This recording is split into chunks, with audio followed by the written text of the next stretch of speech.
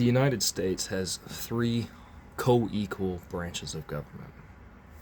The executive, headed by the President of the United States, and they execute the law. They carry out laws created by Congress. The second co-equal branch of government. Congress creates legislation. These are the people that we vote for. These are our representatives and our senators, and they convene during congressional times to create laws. Now, whether or not laws are allowed to be pushed through is determined by judges. This is the judicial branch. This is the third and final part of our co-equal branches of government. These are our checks and balances.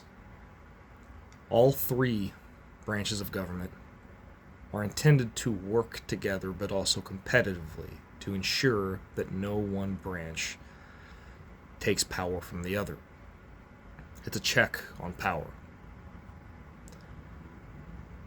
And now,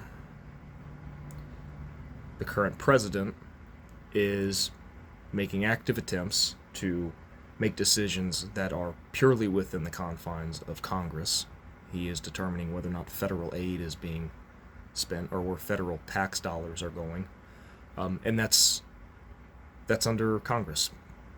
Control of money is a congressional power, not a power of the president. He likewise is playing a game of chicken with at least one federal judge. The judge had to, quite literally in bold print, state that any further resistance could put other people within his administration at risk of being held in contempt of court. Anyone who chooses to enable the president's overstepping could face legal threats to their freedom. The real question now is, does the president keep playing this game of chicken and create what is called a constitutional crisis, where one branch of government tries to create leverage over another branch of government, otherwise called a coup, otherwise called an assault on the Constitution. This president does not respect laws, norms, or the Constitution he took an oath to uphold. Nor does the vice president, who likewise took an oath to uphold the Constitution. Nor does Elon Musk, but he took no oath because he's not an elected official, and yet he is doing everything in his power to seemingly dismantle the internal mechanisms of the United States. This is a hostile takeover. This is a coup. This is an attack. If you do not start treating it like an attack, you will one day wake up and realize you should have done more. You will wake up with regret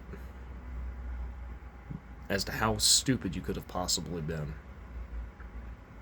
how unaware you could have been, and pleading that you could have undone the decisions that you've made that led you to this point. I don't want anybody to be in that situation. I want people to be able to recognize what it is that is going on right now in our government, in our society, to recognize this is not normal. Anyone who is bragging about this,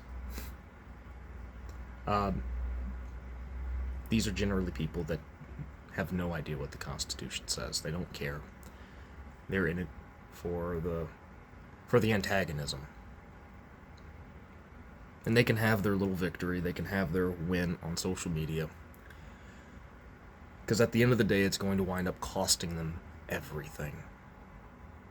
You've already seen Venezuelan immigrants in the United States regretting their vote, because they too are being targeted by immigration.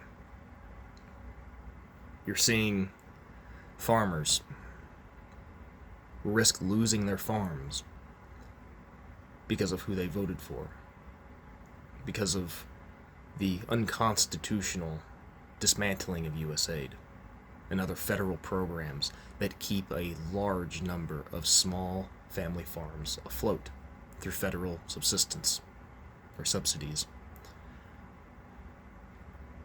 You're going to start to see more and more people that voted for this president making a decision. Do they stand up for themselves and their friends and their families for what is not normal? Or will they continue to normalize it and join in on the pageantry, the show of it? That's going to be the real defining moment in a lot of people's lives, is what did they decide to do when a coup happened?